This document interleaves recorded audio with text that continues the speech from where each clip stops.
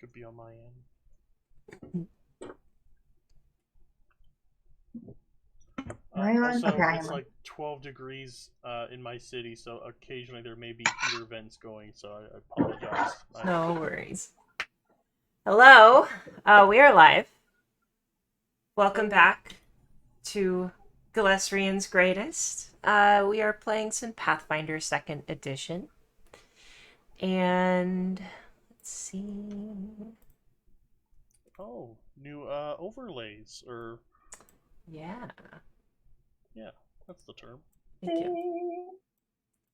Yeah. Okay, well, what am I doing? Okay.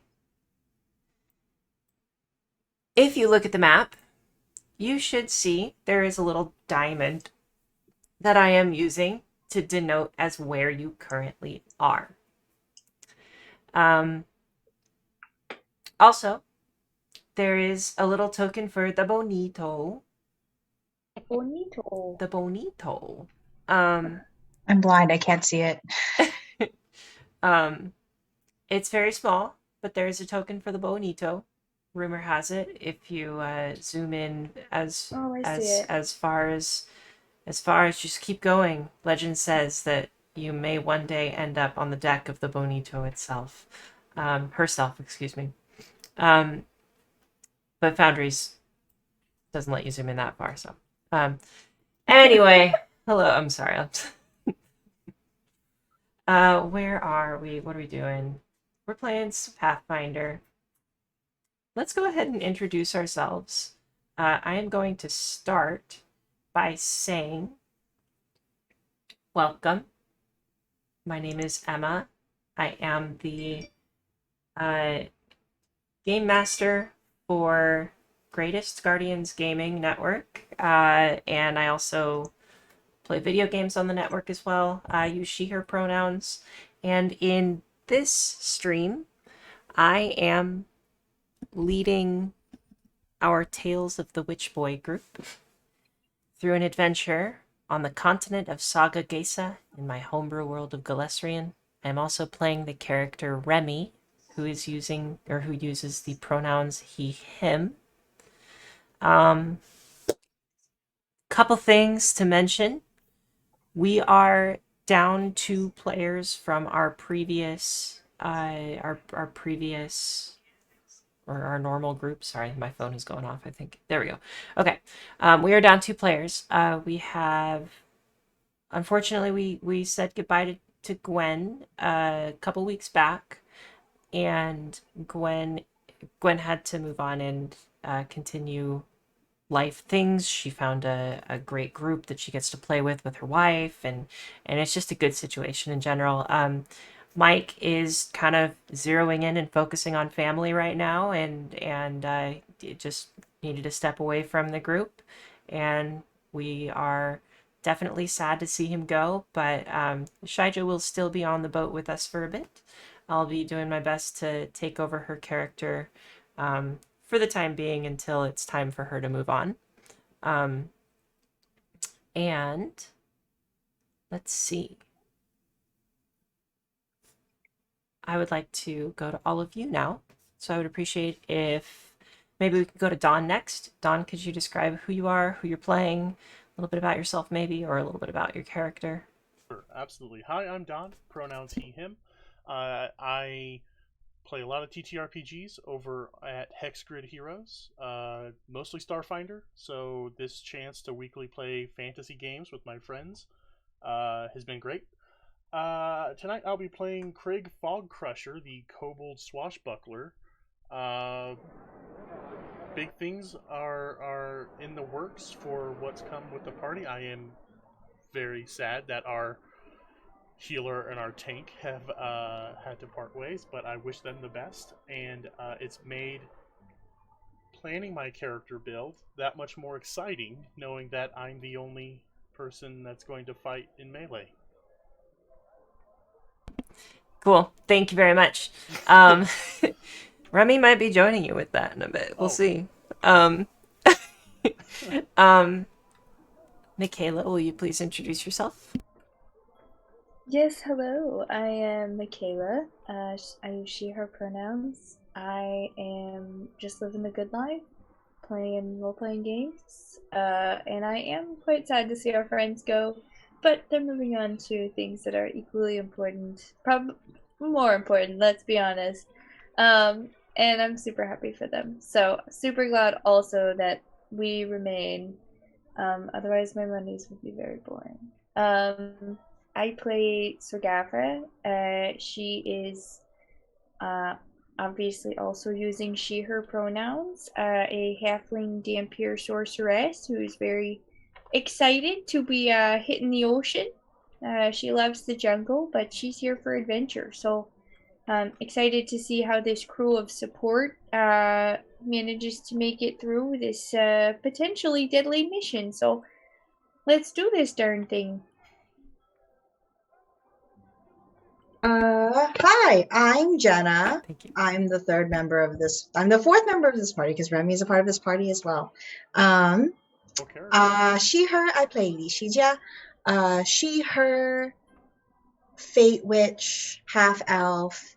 Not concerned about party composition at all because we're gonna find a city and never leave. So we're only gonna be fighting humanoid people from here on out, and we're not gonna have to worry about anything else. It's gonna be really, really good. I can feel it in my bones. You are a Fate Witch. Yeah, I can sense. I can project in the future, and it's like we're just gonna be in a parking lot the whole time, just like PvPing other dudes. Yeah, so we're interested in, or I'm interested in kind of seeing how our characters have grown and changed because spoiler alert, I told our players last week that we are leveling up to level 3 in Pathfinder, which is a good level. Definitely some cool stuff that you can take. And I wanted to start off our session today by doing a quick recap and then setting up that level up. And then I'd actually really love if y'all could explain one exciting thing that you chose that you want to reveal about your level up.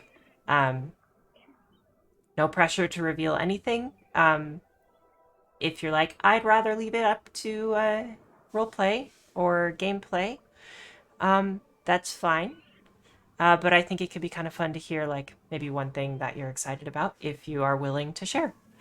Okay. Let's set some music. Well, not Oregon Trail. We're on the water. Too intense. Let's just go to Fishing Village. Okay. You are here in this small village on the edge of this southeastern finger of Lake Kinderon. And you as a group have set your resolve to work toward the Whispering Marshes so that you can be there to take Remy, so that you can be there to understand why these people who are chasing down Remy might be interested in doing so. You recently found out by talking to Sir Gandry of Flaybrush that there may be something darker at play in this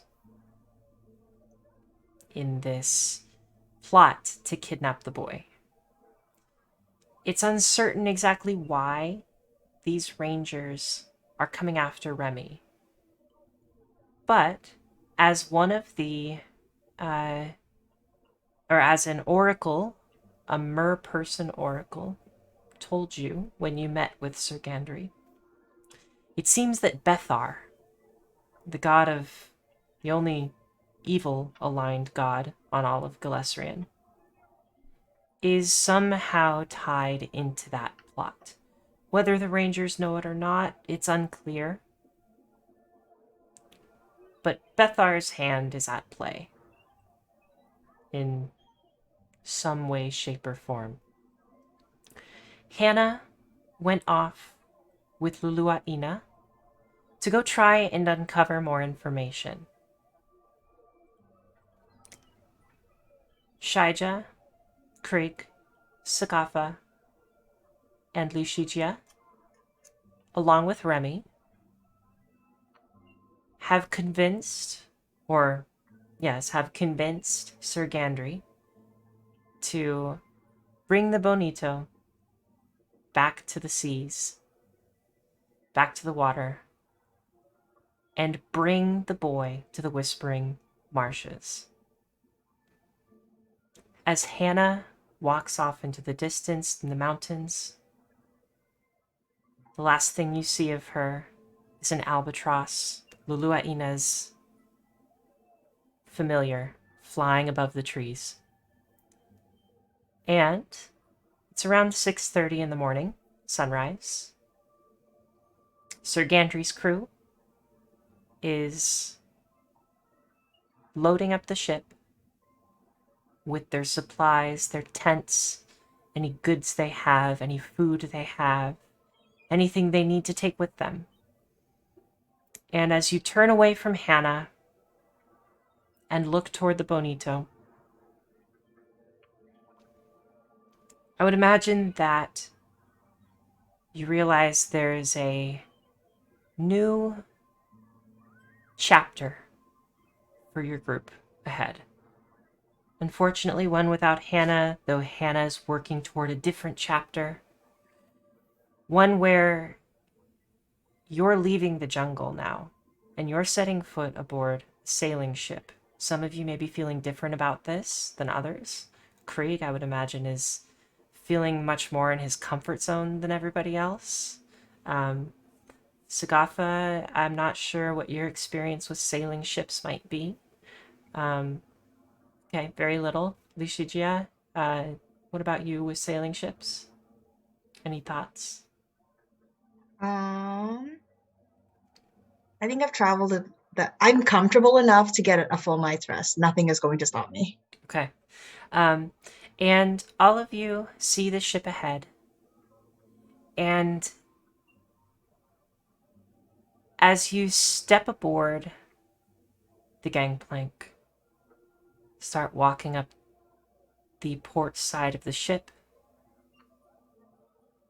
working your way into this vessel that you've been aboard before, but never truly seen in its full glory. As you walk aboard, you feel emboldened by the crew around you, quite literally bringing up arms in the name of this boy, Remy, doing what they can to make sure that he's safe, to make sure that all of you wind up with answers at the Whispering Marshes, knowing that they have a part to play in seemingly stopping this evil from influencing the world. And they are also impassioned with this new purpose. And I think you would feel that as you walk up the gangplank. I think there are smiles everywhere. People are excited to get back on the ocean. And excited to have a purpose again, rather than just hiding within the jungles for years. And as you step aboard the Bonito, you level up to 3. You realize there's a new chapter ahead of you. Before we set sail, what are some things that you are excited about as players regarding your character's level up? I bumped up my society. It's plus 11 now. This is the long game. We're going to a city and we're not leaving. That's what you needed, was more society. I went ahead and made myself a little more fortuitous. Just knowing that perhaps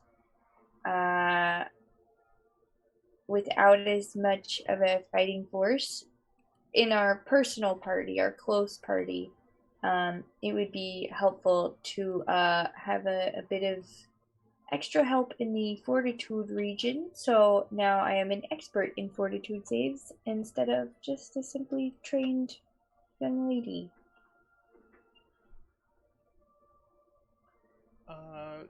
Yeah. I think Craig is happy to be on water again, but the, the daunting task of being the closest line of defense for the party now. He just wants to make sure everyone's safe. Uh, at level 3, swashbucklers get opportune riposte. So when a foe critically fails to hit me, I get an opportunity attack, which is actually pretty rare in this system. So I'm very excited. Very cool. Yeah. Nice. Remy, I think I'm going to roleplay mine out. As Remy walks aboard the ship, he looks over to a pile of weapons that he sees, just like random weapons that people have like brought aboard the ship and just kind of dumped down here to be sorted later. He walks up to this pile of weapons and kind of crouches down and sees a scythe on the ground. And he picks it up and I think he calls Krieg over. Krieg! Krieg, look! What do you have there, Remy? Be careful. I don't know if those have been well maintained. You might get tetanus. This I think it's good. This is from so my friend his name is Clip. He used to use this. Used to have like a scythe like this, and he used to let me practice with it. Uh Sir Gandry, Sir Gandry. Oh yes my boy. Do you think I could have this scythe? Is that okay? Um, and Sir Gandry just agrees, and Remy takes the scythe and starts looking at it.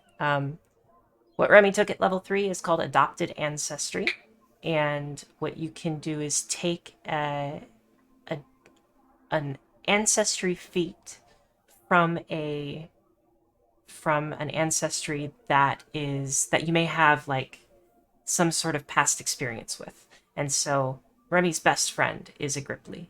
And so he is trying to be a little bit more like his best friend and use that weapon. So, yeah, that's what he took. So cute.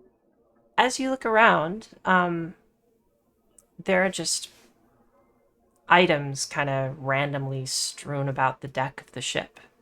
Random things that have a place or had a place within the crew of the ship a while back and seem to have either been just discarded for sorting or like whoever brought them aboard like didn't know who they belonged to and nobody has claimed them. And Sir Gandry walks up to all of you and just says, "Oh, well, hello. It's good to see your faces aboard the ship again.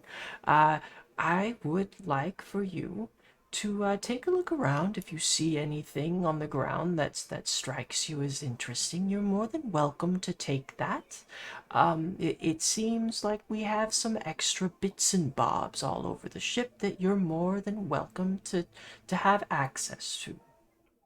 Please, take a look around." Oh, that's very generous. Thank you so much, Sir Gandry. So Whatever whatever stuff here. Yeah, whatever common or uncommon item you wanted to choose for level 3, you'll be able to find that here. You can share that with us if you'd like or not. I feel like Lucigia was going to say something. The minute we came onto this ship and he started screaming, "Where's the Bonito?"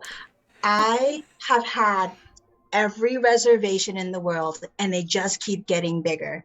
Licia, see Sir Gandry going like, you can have anything. And she like, Sir Gandry, Yes.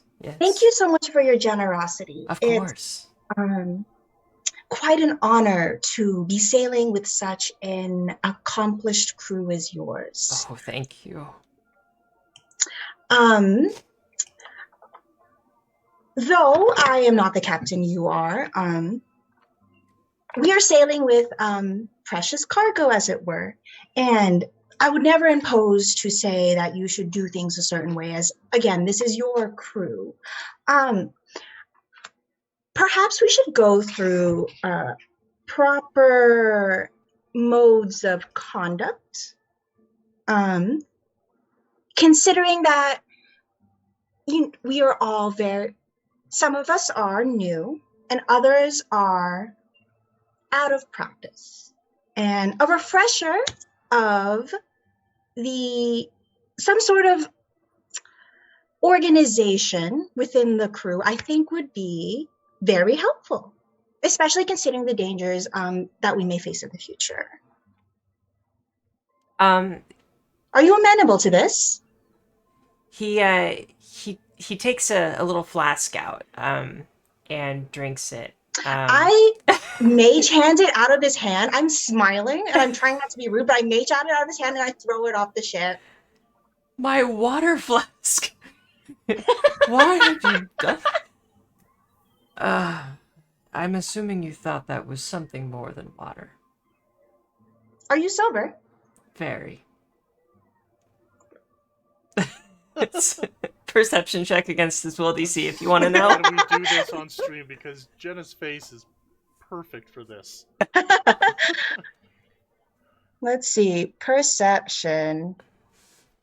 I don't trust this guy. 9. Yeah, he seems sober. And he...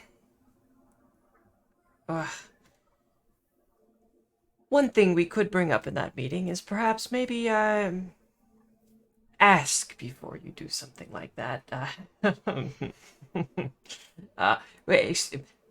Nonetheless, if we could, let me start over. I'm a little flustered. Yes, of course. You call for a crew meet. We will have a crew meet and discuss terms, conditions, and make sure that everyone is on the same page and that we all have standards that we are all agreeable to. This is fair. This is standard for anyone sailing a ship. The buck does stop with me, as they say, the captain, but of course I'm agreeable to listening to any and all concerns as they might arise. I like to think of myself as a facilitator rather than a dictator. Yeah, well, my crew knows me as a little bit of a hard ass sometimes, but I'm sure you'll be fine. Don't. with that said, he shouts out to his crew that there will be a deck meet in at 0800 hours after they've set sail. And once the ship is on its way, once things are kind of moving in one direction and things are ready to things are consistent and words are hard right now. As long as the ship is moving and everybody, it seems like things are under control, then yeah, he'll call a deck meeting. That's an interesting caveat you've presented there. Oh, I'm sorry. It seems like you might be expecting trouble. I don't know. I'm just saying. Oh, why would you say that? Well, I mean, most people would just say, "Hey, we're having a meeting," not, "Oh, we're having a meeting," assuming the world doesn't end. You know what I mean? I'm just saying. Anyway, I found these bracelets, and they match. So could I take them? They're nice. They've got a big bead in the middle. Oh, Yes, those absolutely. They're quite pretty. Thank you. Speaking of, Lishija, I don't want to be presumptuous, but do you want one of these friendship bracelets? What does it look like? Okay, Sell I'll me read you on the it. description. I'm just very curious. It's ugly. It's so ugly. It is. Why does nobody here has taste? They're definitely brightly colored if Sogafa is interested in them. But they are beaded bracelets that they do match, and it just specifies that there's one larger bead in the center. So I was hoping perhaps I found seeking bracelets in which if you crush the bead in the center, it sends like a mental alert to the other person. As long as you are on the same plane. Oh, Wow. So, but it's really ugly, right? oh yeah, it's like think 70s color palette. Yeah, that's It's like jewel bright, tone it's like obnoxious 70s. orange. Oh yeah, and like olive green, and like for some reason way too into brown. I don't know. So, because I feel like that's just what Sogafa would feel would be such a great thing to offer to another person. What brought this about? Well, I just, we're kind of like, we're going on this big adventure, and I don't feel like we've necessarily bonded that much, except over our suspicions of Luluaina. And I know that we're both gonna miss Hannah a lot, so I thought maybe we could wear them and remember that we are friends. Oh.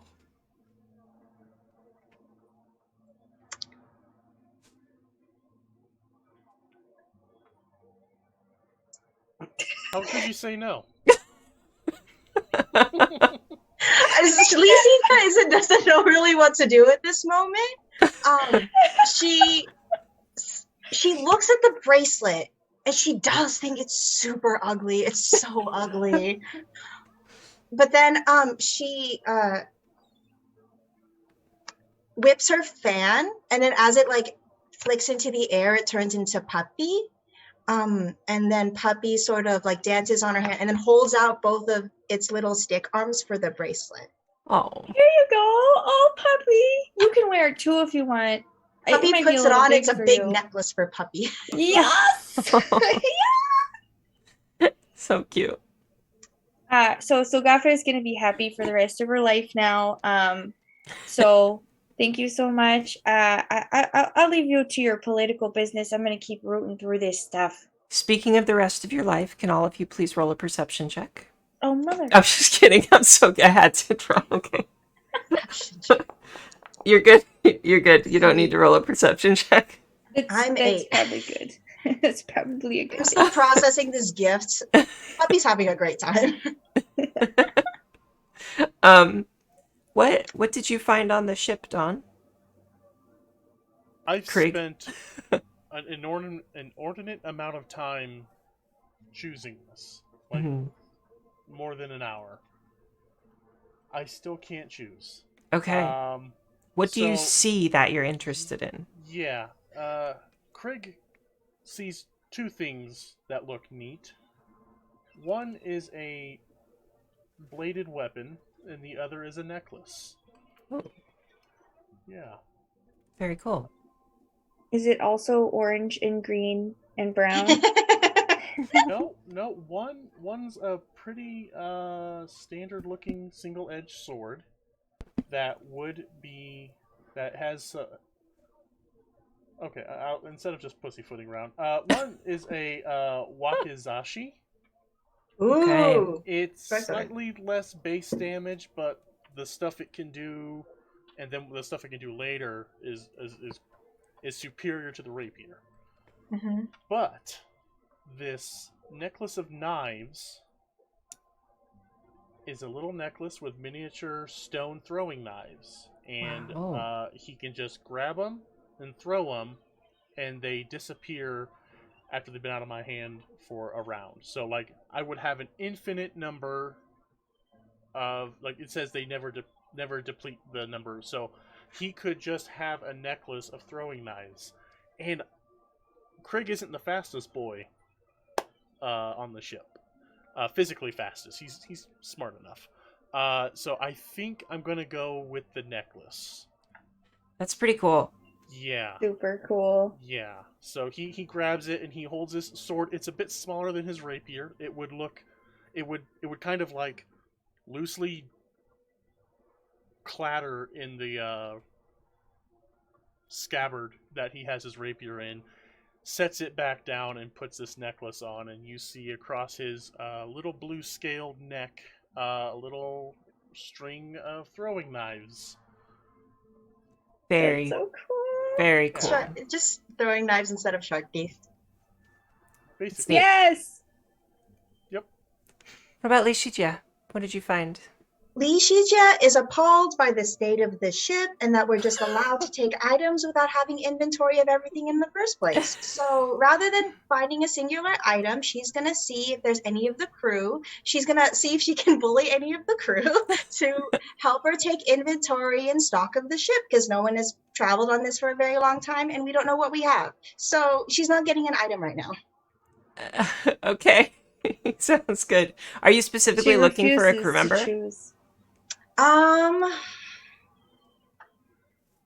Someone, okay, so I'm looking for a cross section of someone who is strong looking, but also looks like they don't have a lot of self-esteem, so I can just get them to do things. Wow. Give me a Make this perception NPC, check. Emma. We need Gwen and Mike back so we can have good people on this freaking crew. 7. 7. Himbo.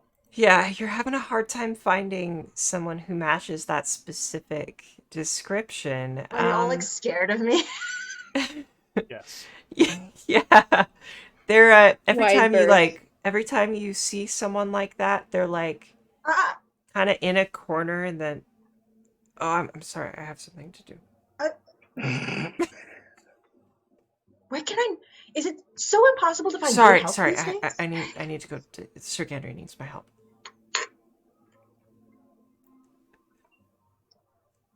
What use is this crew if they don't help out? I do not understand. Excuse me. I'm sorry. I really need to go. Can I go now? They've been just listening to you. No. Oh. Yeah, I still need to go. Okay, bye. Sorry. You can give me a persuasion check. I think that's worse. Is it diplomacy or persuasion in this game? I always forget. There's diplomacy. I think it's diplomacy. I don't see persuasion on here. Got it. Oh, my diplomacy is fine. Oh, 20 total. Okay, I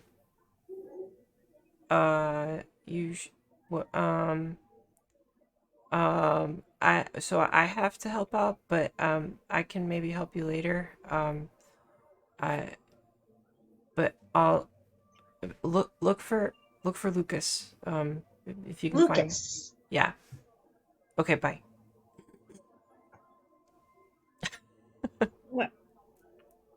What does Lucas look like?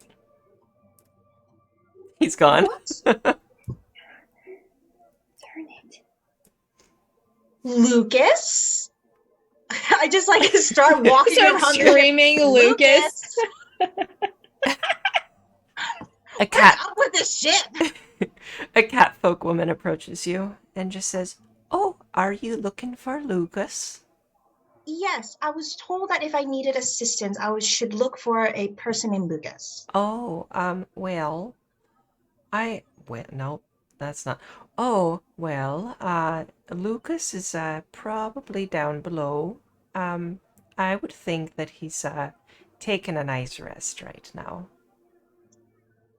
Why? Oh, it's only 6:45 in the morning. We just set sail, though. Oh, we haven't set sail yet, dearie. And he's See? sleeping as we set off. He's not assisting. Oh, he had the night shift. He was I'll up go on look at deck this. all night long. I'll go look at this dude. What's up? What's up with this guy? Okay. I think with your perception check being having been lower, um, you have a hard time specifically figuring out which one is Lucas. But you see four individuals who are asleep who clearly had the night shift. One of them is a catfolk man who every now and then in his sleep his tail so they're all in hammocks right now. Mhm. And the hammocks are made of netting, and he's like weaved his tail through the netting so that it's more comfortable. Mhm. And the this person, every now and then it like twitches as he like snores, and he like kind of twitches in his sleep now and then.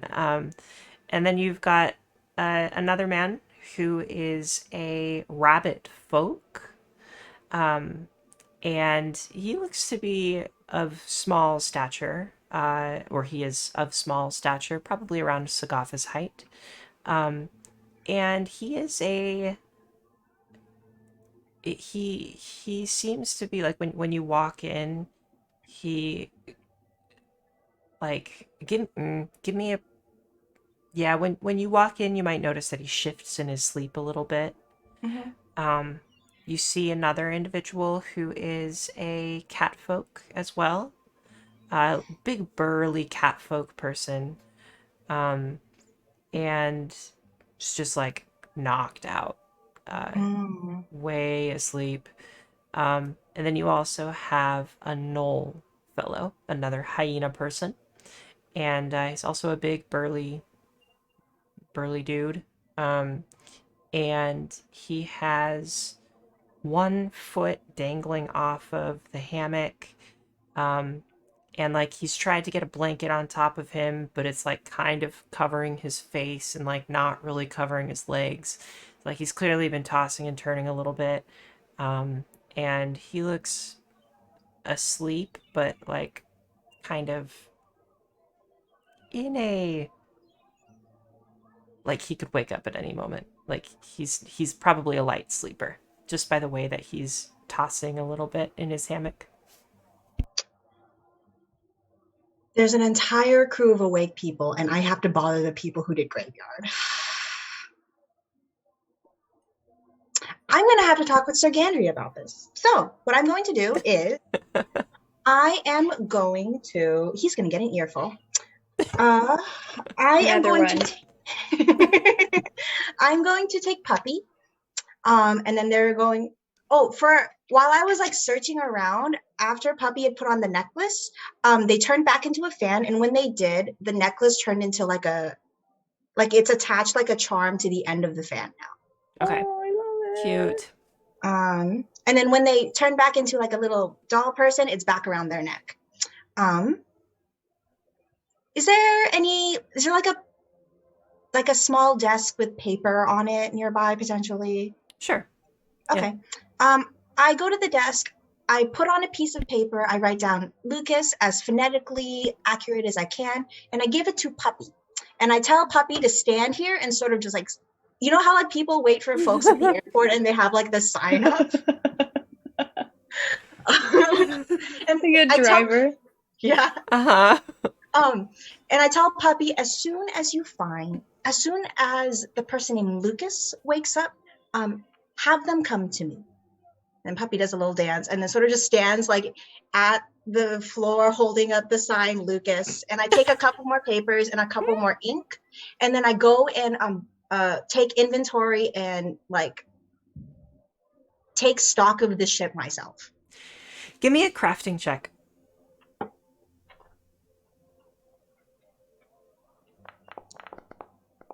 19 total.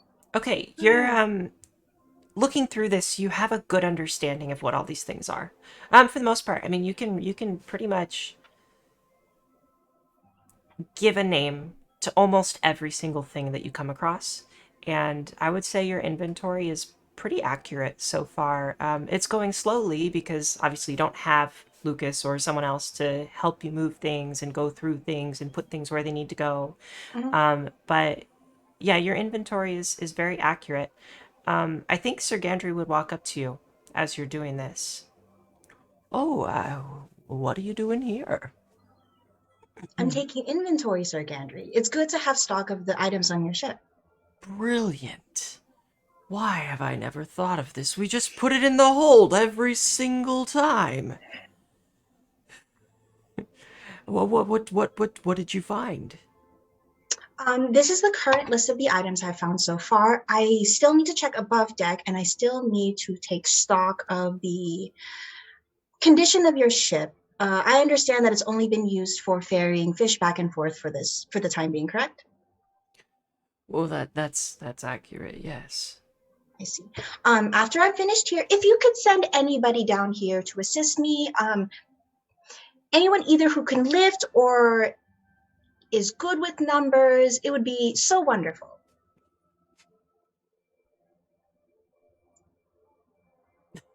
Hang on. You know who you should ask? Lucas? No. No.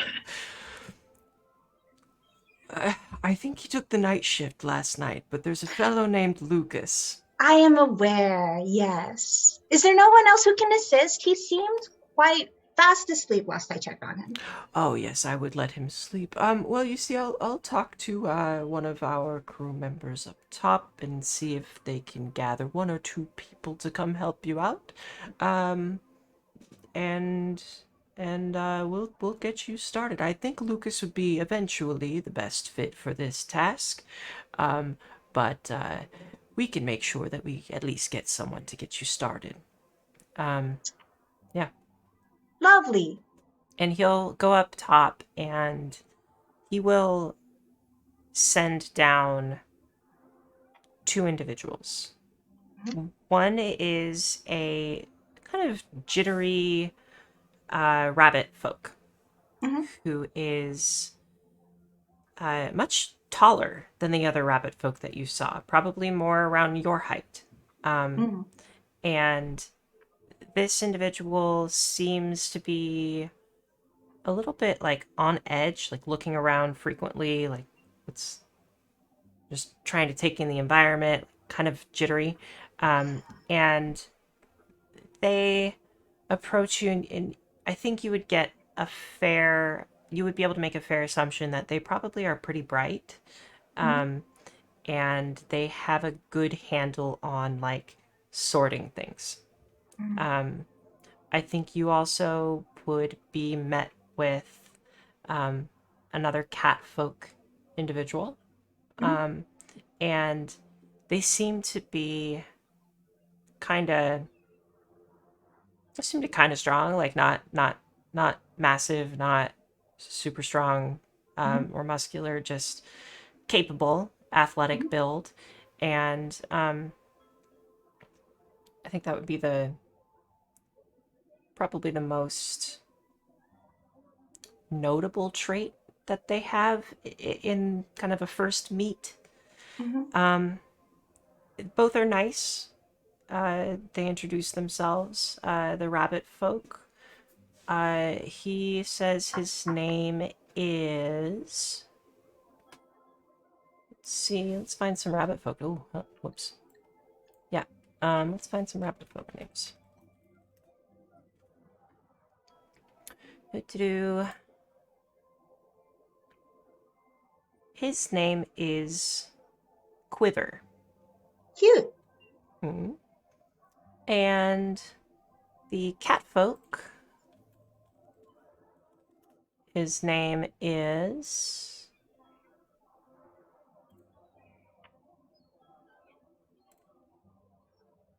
His name is. I don't like any of those. His name is Jackson. Mhm. Jaxson. Are they both he hims? They are both, yes, they are both he, him. They use he, him pronouns. Um, And I think they would maybe just kind of hold small talk with you. But they're not terribly interested in chatting. I think they're very focused on the task at hand. Is there anything specifically that you wanted to talk to them about?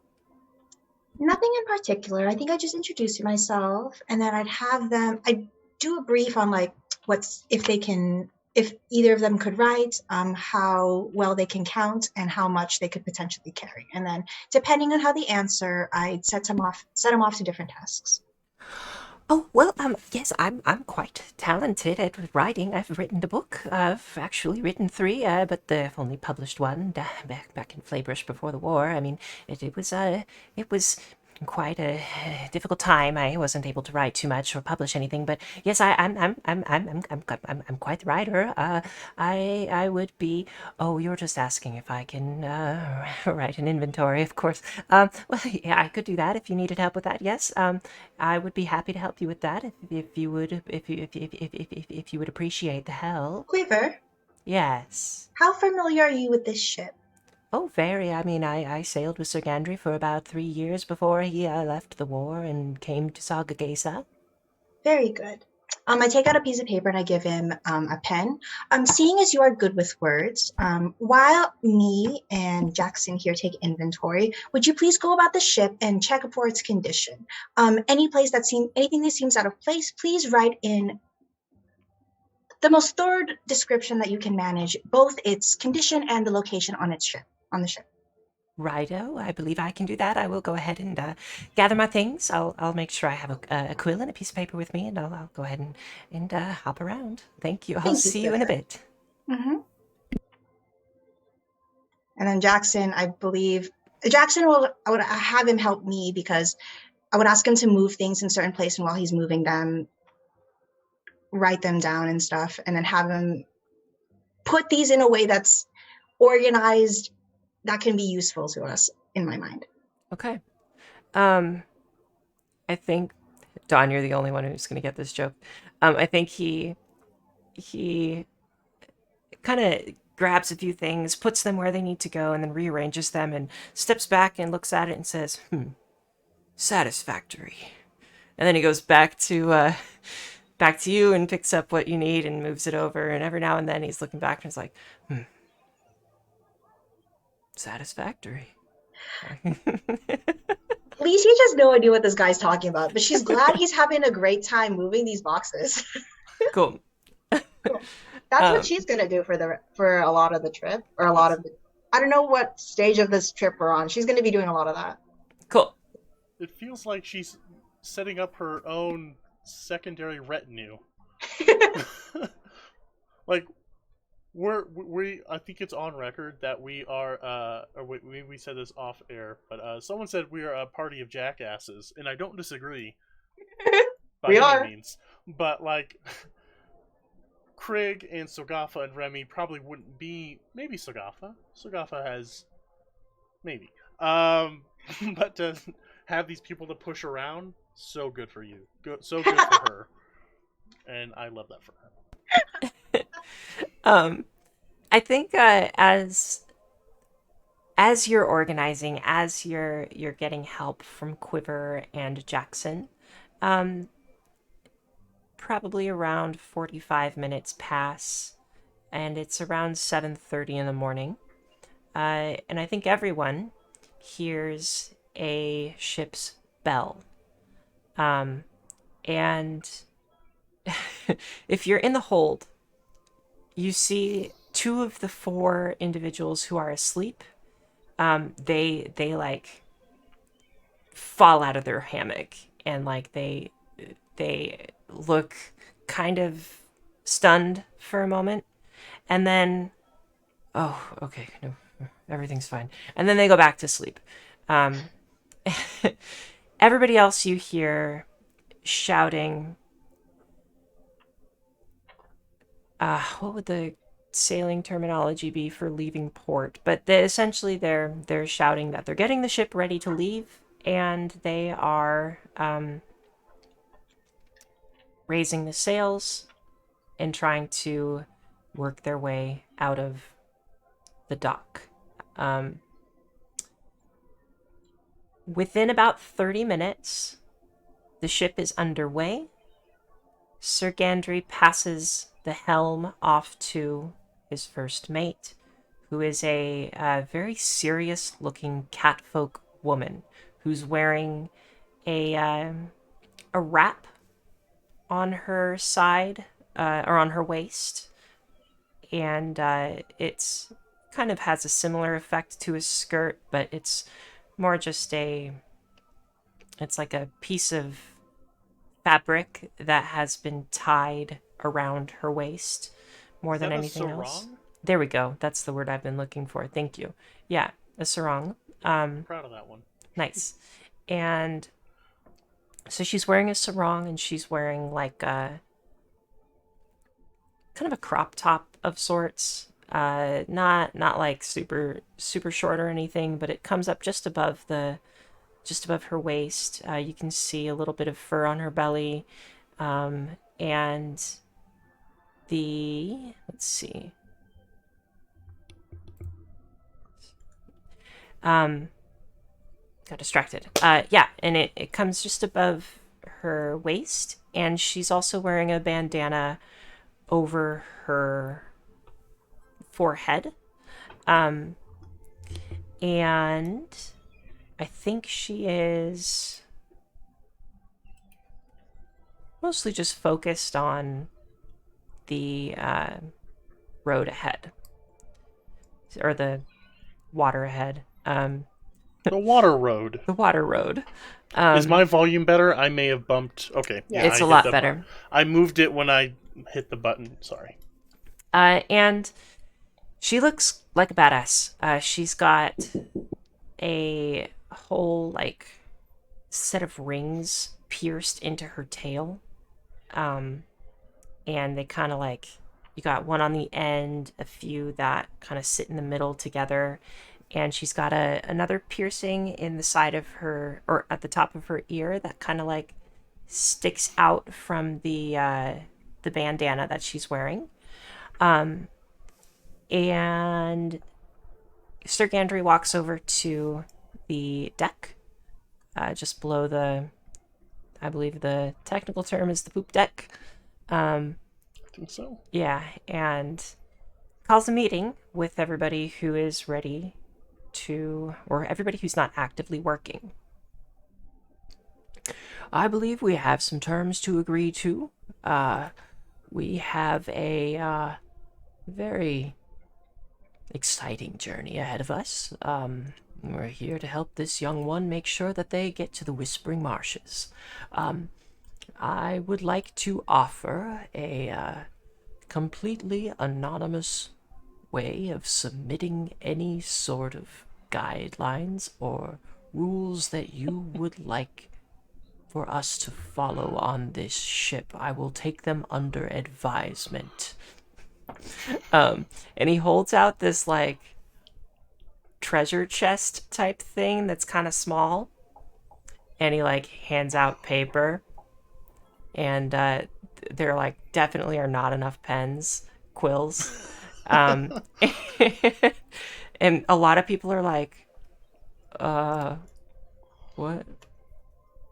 We've one person shouts in the back, "Why are we doing this?" And I think it's pretty clear that they've never done this before. But he wants to be respectful to like the wishes of Lucigia. And he is going to just kind of order everybody to fill something out that they think would be a good guideline for moving forward on the ship. And he explains his basic rules, which are basically don't be an ass, don't hurt other people on the ship, look out for your other crew members, and when there is help needed, step in to help. And those are his like 4 main guidelines. And I think also he would say like if you need help, ask for help. Like we can't sail a ship if people are pretending to know what they are doing when they actually don't. And within, about 30 to 40 minutes of sailing, you can see that you're making a fair bit of headway away from this small little fishing village. It's visible still. I mean, you can kind of see the dock in the distance off to the starboard stern of the ship. But I mean, you're definitely on the water and you are sailing. Anything that you all would like to do at this point? I'm curious if Chloe and her husband are. I was just Aboard? gonna ask that. The mind meld. Good question. Should have given you the friendship bracelet. They are on the ship with you. Okay. Their daughter is on the ship with you as well. Oh, okay. And they are all sticking with the group. Pretty much everybody in that village, except for Jedediah and the old witch. We forgot to talk to the witch woman. Gladys. I'm sure we'll run into her again. Oh my god. Somewhere. She's Yeah. already in the next city. Oh my god. She was so interesting. She had such weird lore. Man. But she didn't make any sense. We couldn't get anything out of her. That's why she was so cool. Yeah, Gladys and Jedediah are still in the village. Everybody else has packed up and joined the crew. Yeah. Finally, they can get out of here. Yeah. We was cucked by taking inventory. I can't believe I missed talking to Gladys. Too distracted by organization. I know. I think Sogafa is probably, making her way around the whole crew of the ship. Just, hi, I'm Sogafa. We haven't met before. I just wanted to say hello, and I just wanted to know if I could help you in any way. And then I assume that several of them are like, I'm just doing my job. And then, go on to the next one. Literally just trying to make friends with every single person on this ship as quickly as possible. I think in doing so, eventually you come across a woman who has a similar accent to you. Oh, are you from Alea? Oh my gosh, how did you know? Oh my goodness! Are you? Are you from the north or the south? Well, I'm from like this, kind of the eastern border, southish of the the wilds there. Just a little village. It doesn't even have a name really. But yeah, I'm from there. Where are you from? The Elven Kingdoms, or are you from the wilds? Where are you from? So she is an elf, and she is quite tall. She looks down at you, and then initially, after some time, kind of sits down on one of the barrels. So at least she's not like towering. And she'll try to hold a conversation. She's from one of the Elven Kingdoms up in Alea. And she mentions that she traveled quite a bit during the war. I wound up in Flaybrush. I was trying to make sure that that everybody was safe, and I initially met the cat folk, but they were they needed my help, and Sir Gandry was someone that I was able to meet as well, and I just decided to stick around, Well, gosh, what were the odds? Look at that. I know We linked up on the same ship from the same place, but in vastly different ways. That's. Oh, I love a good travel story. I agree. Well, it's wonderful to meet you, and I look forward to seeing you around. Oh my gosh, you too. If you need anything, you just need to call out for me, and I'll be there in just a moment. And I am happy to help. And the same goes for you. Oh my gosh. Well, have a nice day, and I'll see you around the ship. Oh, yes. What was your name again? Oh yeah, my name. I was just about to ask. Yep.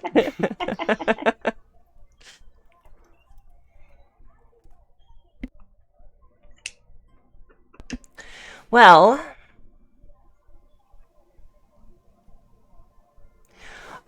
my name is Amarin. Amaranth. Amrynn. My name is Amarin.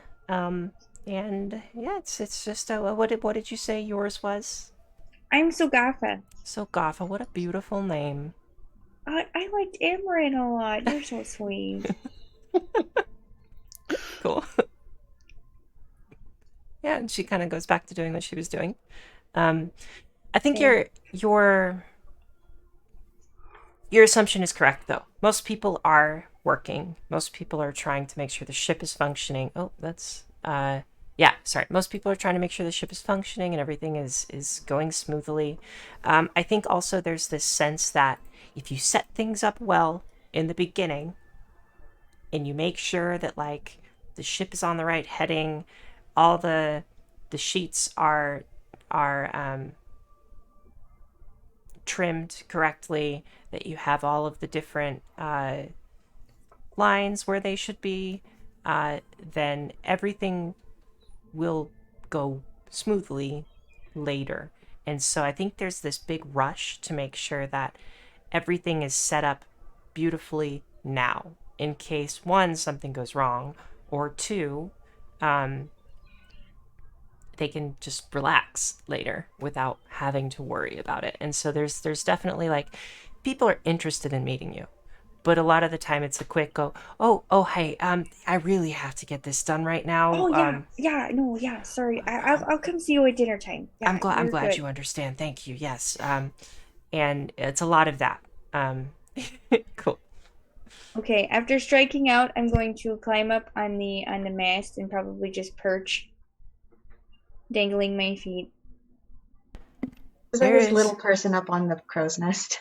there is actually a tengu at the top of the crow's nest. Do you know what a tengu is?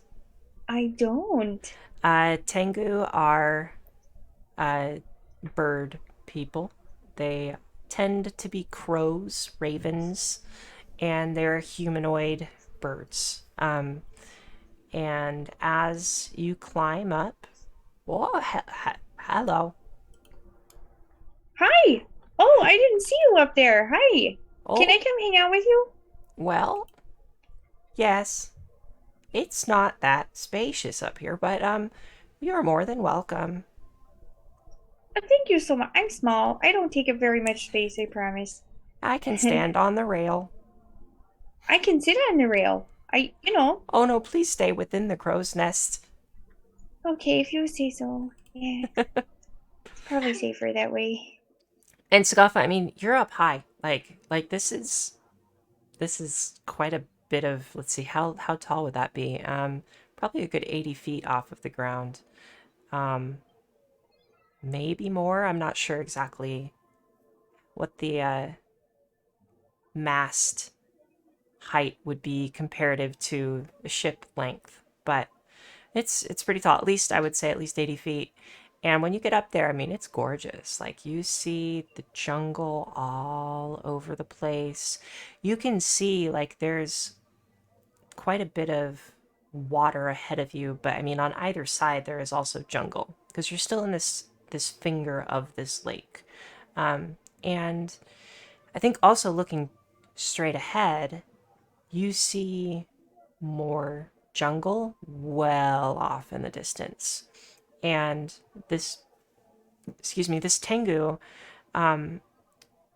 would hold out a little spyglass, hand it to you, and say, "Would you like to look?"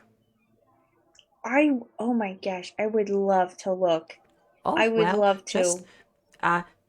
don't drop it, please. At least not in the water. I can fly down and get it if I need to, but I would prefer not to go swimming. Hands you. You know what? I'm with you. I don't really like the water that much. I'll stand in the middle of the crow's nest, so if I do drop it, it just goes right there. I appreciate that. And yeah, give me a perception check.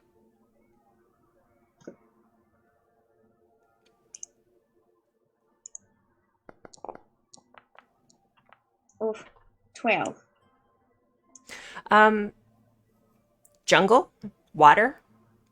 Every now and then you see kind of a sail off in the distance, but nothing major. To Seems be like fair, I don't think I would know what I'm looking at. okay, yeah. Um, so I mean, you might see like a white something on the water. You might assume that that's a sail. You might not. But that's about it. Water, jungle, and sails. Gorgeous. It's very pretty. Well, are you relieving me of duty?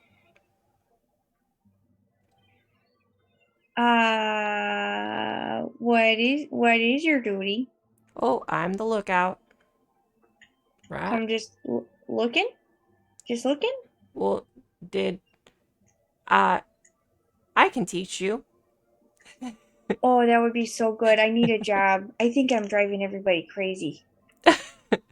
Uh and he kind of takes out like a map, a small little map of Lake Kinderon, and shows where he's marked little things that are of interest, like maybe little small little islands, maybe uh, places to not sail the ship on top of, because it might be shallow water or what have you.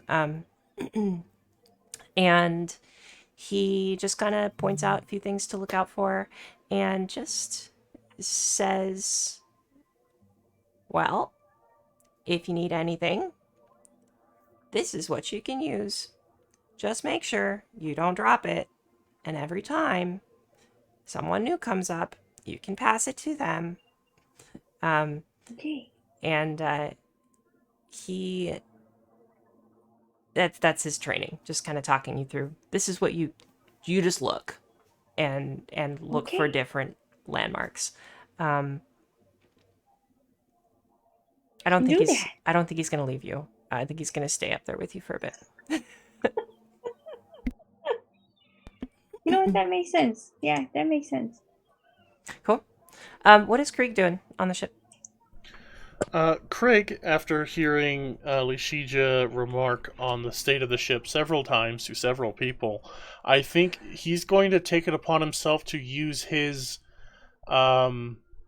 He's more of an ocean sailor, but kind of his experience there. He wants to go and like scrape off barnacles, busted beams, just help out. He'll leave the operation of the ship to those a little more qualified. He could jump in and help, probably. But I think he's going to spend a lot of time looking out and around, feeling wind on his face, the sounds of the water rushing by, and he just wants to help the ship, but more importantly, ease Shija's mind about the state of this scow. Cool. Very nice. I think that you would meet a few faces as you're doing this. Most people are pretty focused on their jobs. So you're looking mostly for people who are trying to take care of the ship, right? As they're Yeah. Those that are doing like necessary operations, he'll give like a curt nod to, and I can help if you need me to do this, and then just like go off. Yep. We'll make sure that we look out for you when we need you. Thank you very much. What's your name? What'd you say your name was? I'm Craig Fogcrusher. Craig. All right, Craig. Yep. Well, thank you. Yep. Yep. And yep. Yup. Um, and I think you might notice a couple people who are of smaller stature, like being in charge of hanging over the side of the ship and like scrubbing barnacles down or something like that. They've got a little like rope with a bosun's chair tied to their waist, and they're just kind of swinging back and forth. Oh, if there's an opportunity to do that, he will absolutely take up. He's not above any work. He will clamber on over, and he'll lead in sea shanties. Cool. Yeah, I think then. Oh, go ahead. I was just saying I don't know any sea shanties, so if you want one, you're gonna have to give me like 35 seconds to pull one up. I think all of us want one. Oh fuck.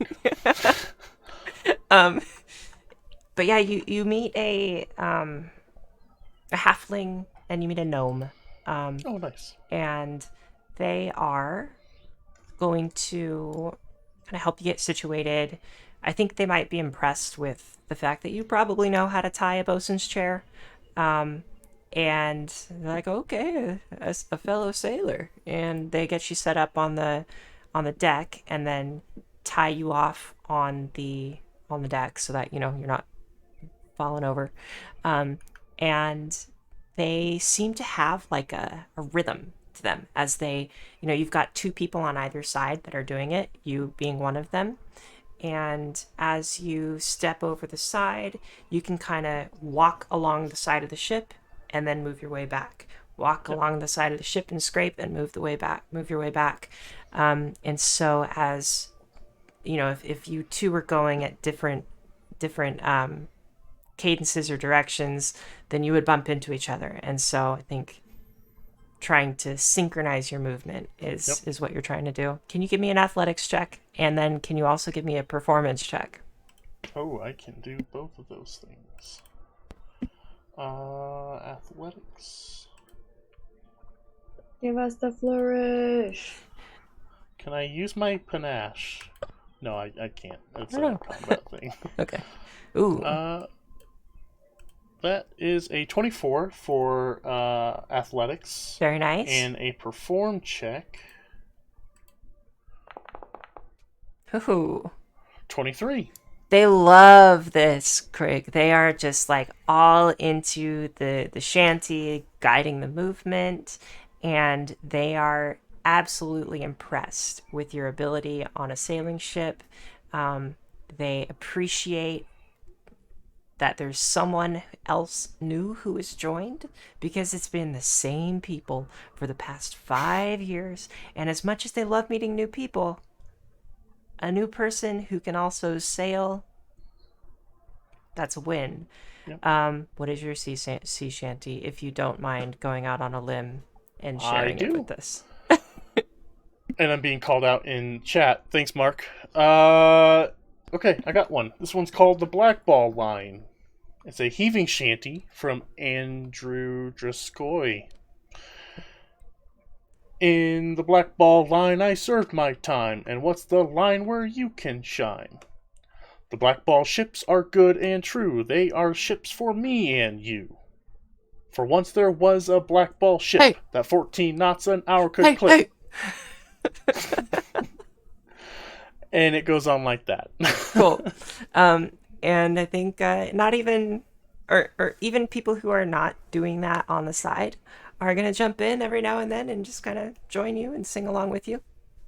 Oh, they'll carry you along through the frost and snow and take you where the wind don't blow. You will surely find a gulp.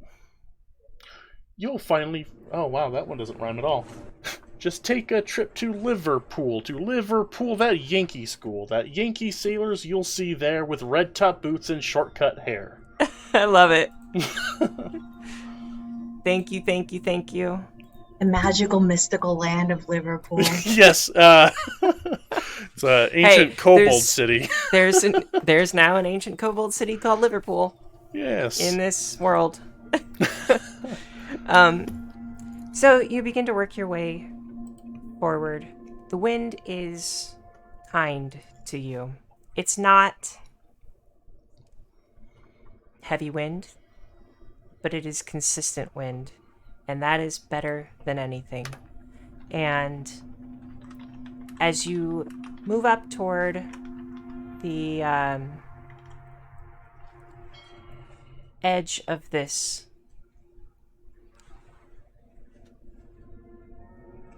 finger on the lake, I guess is what you'd call it, the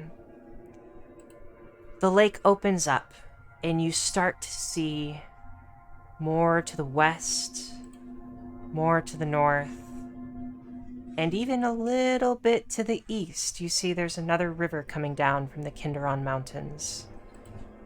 And sailing up further toward Ekalofia, you're actually able to make it to Ekalofia within 1 day of travel. It's around, let's say, I think you would arrive at Ekalofia around 5:30 p.m. The wind does start to die down a bit. And you realize that with the speed of the ship, with the wind that you've had, you probably are able to make about 48 miles in 1 day of travel. And according to this map, that is 4 hexes. And looking at a map, trying to determine your heading and your speed, I think you'd notice that it would probably take you anywhere between 3 and 4 days, depending on other things that might happen, if anything, that might slow you down. Maybe the wind dies, maybe you run into someone, maybe you want to stop and check something out. But in general, if you were to keep moving forward, probably 3 to 4 days. 3 being the absolute minimum amount of time that it would take. You do have a choice moving forward. And Gandry approaches you, Lishigia. I look up from inventory. Everything is so organized Yes. right now. By like Yes. material, by like how many there is. Lishigia, thank you for bringing a new life to this ship. It's quite easy to find my way around, and I appreciate your time. We have a choice, and I think you are the most appropriate person to make that choice, seeing as you have, what shall I say, the custody over the boy in a way.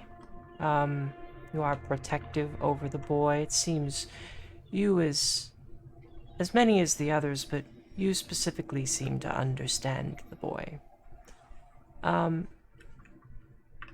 Would you prefer to visit Ekalofia?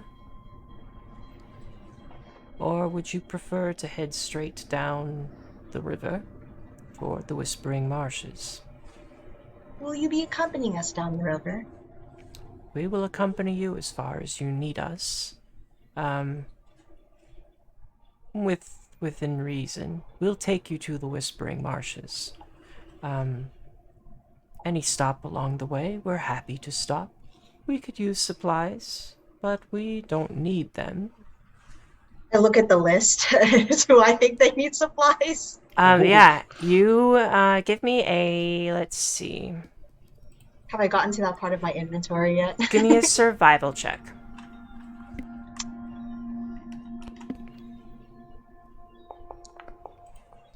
19. Okay. You think that if you were to continue down the river, with how many people you have aboard the vessel, it might be nice to have more food than you have. However, that's not urgent. It could wait another 2 days.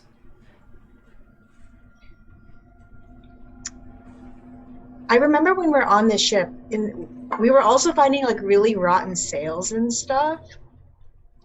Yeah. We got here pretty fast though, right? Yeah. The sails have since then been patched. They are still in some disrepair. But they seem to have lasted you this long so far. I don't know if you would know. If I don't think I would. I would have to consult Craig on what he Yeah, thinks about that. you can either do so or you can try and give me a society check. I think I would have consulted Craig because I would have asked you what you think. I would have given you like options of like, okay, if he wants this boat to do this, if it wants to be fully ready for combat, this is what I think it needs from my recalls. This is what I think it needs for if it's like a sailing ship, and then this is what I think this needs. And then I ask you for like reconfirmation or like your take on my lists. Okay. Lore sailing, okay? Yeah. Cool. Getting ready to use a hero point on this natural 2. Okay. Natural 9. Oh, not bad. Not bad. Yeah, 15. I'm 15. fine with 15. The sails, they need repair. You really could either. What would be fastest is if you purchased entirely new sails for the vessel. That could get expensive. You also think that if you were to stop in Ekalofia, you could probably find a dock worker who runs a small business that would be able to repair sails. But that would take time. Something you said, we have enough supplies for 2 days, or it wouldn't be necessary to take on more supplies for 2 days. We have a 4 to 5 day journey, so Craig will advise everything you just said there and say, like, we have enough food, but given the lack of fish, which I'm very keen on figuring out, not letting that drop, it would be good if we could take on some dried goods, some sundries. They've been living in the forest for a few years, and to be honest with you, we could buy some soap. This is coming from a kobold sailor himself, so it's I feel like after a good hard day's sail, even Craig is like, come on guys, we don't have to smell like this. We don't smell like this in the ocean. I think it would be advisable for them to also perhaps have a change of clothing. Yes. I'm concerned about them being identified. Not hugely concerned, but blending into everyday society, I think, would be good for them. Yeah, it would be a nice change of pace. They could walk around, be around civilized folks, and it's, we'd be on land for a day. Maybe we could take it in shifts. We just take a couple of them with us we escort them around to protect them if anything should happen, but give each of them a little bit of shore leave, as we call it. I was below deck doing inventory, checking on the ship. What was the results of the meeting up above deck? I wanted to be a part, but of course, we came here much sooner than I expected. Oh, sure. I sang a sea shanty that I learned from my days back in Durhamsbury. I saw Sogafa go up top to the crow's nest, and she didn't fall, so I assume things went well with her. But, I mean, I got busy. Do they all know not to mention Remy or the Bonito? While scraping the hull, I didn't get much talk in on that. Maybe we have a little power meeting before we dock. That's smart, and we should probably think of disguises. Like, is Remy going to be your apprentice, or is it my turn yet? Would you like him to be your apprentice? I feel like that's perfectly suitable. I think it'd be really funny, especially with that scythe. Sure. Did you guys say something? Yeah, I said scythe. I heard my name. Oh yeah, isn't it so cool? Lucia, look at my scythe. It's like yeah. Anyway. Twice as is it twice as tall as him, or is this like a shaped sized scythe? Right now it is twice as tall as him. I think that he probably would take some penalties to swinging this.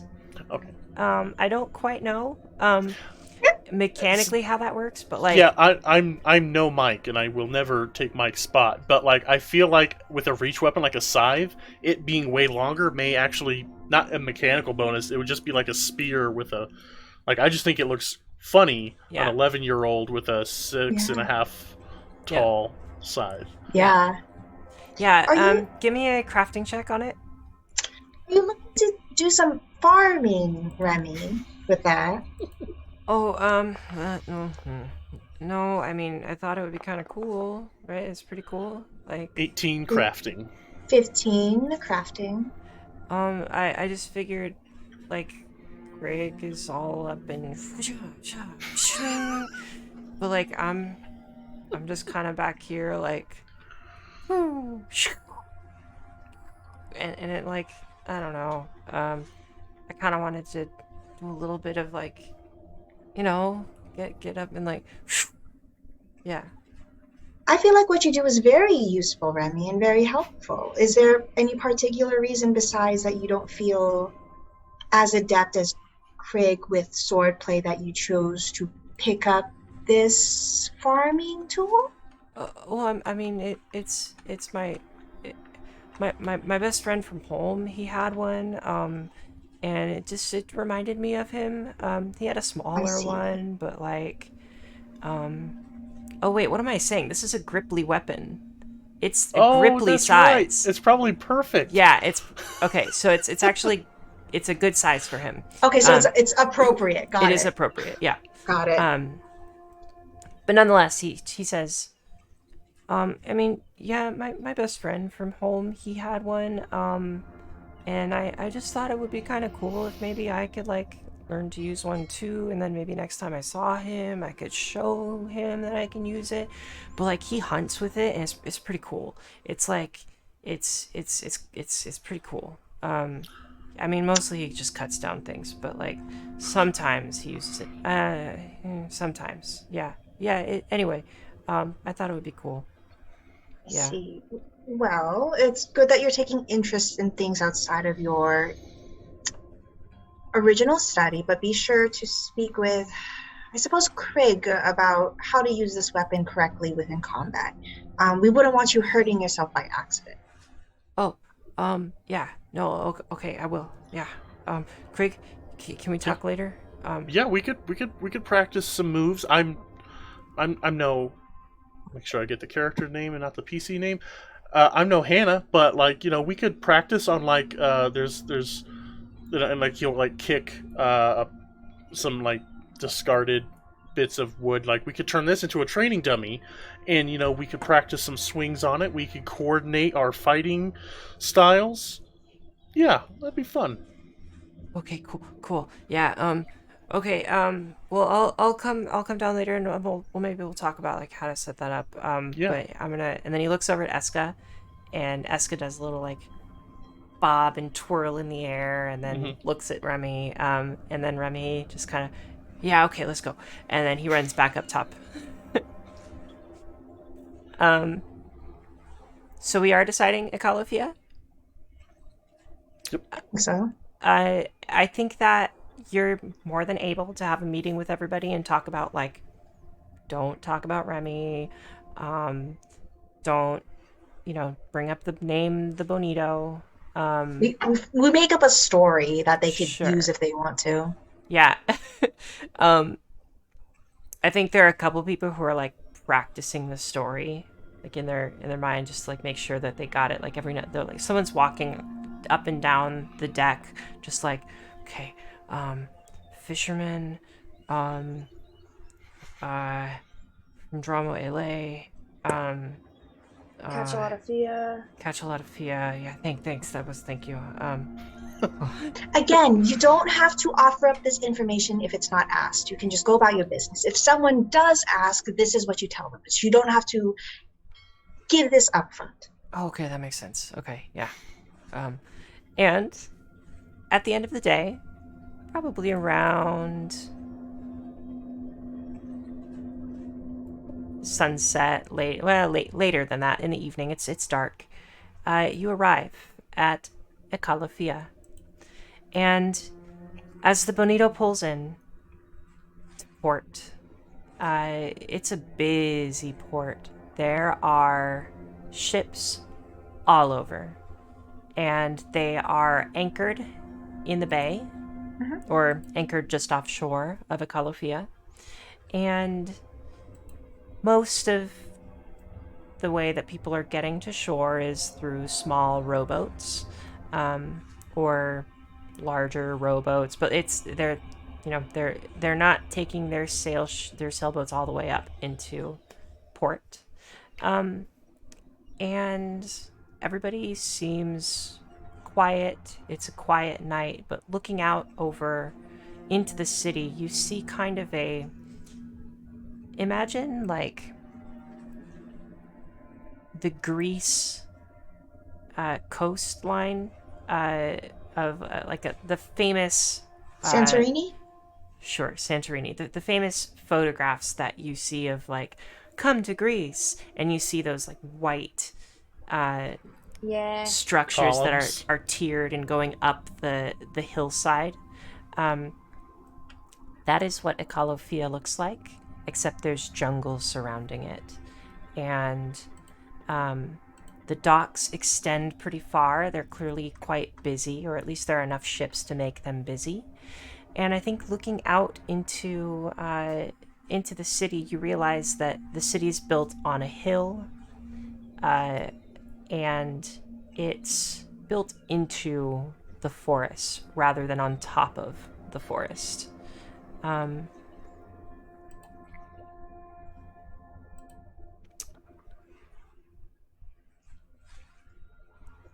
The structures seem to have little candlelit openings, little windows that are kind of flickering with a little bit of flame.